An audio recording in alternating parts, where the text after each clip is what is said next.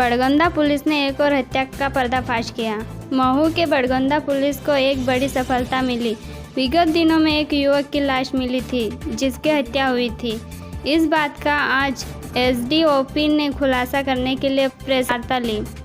महू में एसडीओपी विनोद शर्मा ने बताया कि नारू की और साथियों के जंगल में मारपीट हुई थी। मारपीट के दौरान मौत हो गई थी, जिसके बाद जगदीश लोधी अपनी मोटरसाइकिल से केशर सिंह की सहायता से नारू का शव गांव के राजा राम के घर के सामने पटक कर चला गया और गांव के सरपंच और मृतक के परिवार को उसके मरने की जानकारी दी, जिसके बाद पुलिस ने मर्ग कायम और मामले की जांच शुरू की, जिसमें हत्या का खुलासा हुआ और पुलिस ने आरोपी जगदीश को गिरफ्तार कर लिया और इस तरह हत्या का पर्दाफाश किया।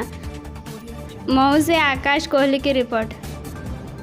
सुबह 9 बजे करीब थाना बड़गोंदा पर टेलीफोन से सूचना मिली थी कि एक मृतक जो है नारू पिता नत्थू भील, जो कि मांगलिया गांव का रहने वाला है, उसकी बॉडी मांगलिया में राजा राम का जो मकान है उसके घर, उसका एक टापरा है, घर भी नहीं है वो, तो उस टापरे के सामने रखी हुई है।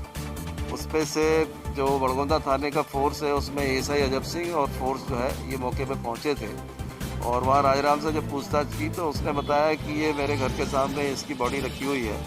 गांव वालों को पता लग गया था तो उसकी बॉडी को फिर नारू की बॉडी को नारू के घर पे ले जा कर के वहाँ रखवाया। जानकारी ये लगी कि ये कल वहाँ पे मजदूरी के लिए गया था, जो कौन सा बलेंडी कुंड है वहाँ पे, तो उसमें से वहाँ बर कायम हुआ। बर कायम कराने के बाद में और मामला संदिग्ध होने पे इसका जब पीएम करवाया तो पीएम में ये पता लगा कि उसको जो है उसकी स्प्लीन बस्ट हुई है और जो पंचनामा बना था उसमें भी उसको आँख के पास में चोट थी और लेफ़्ट साइड में पेट में चोट के जो है लालामी दिख रही थी।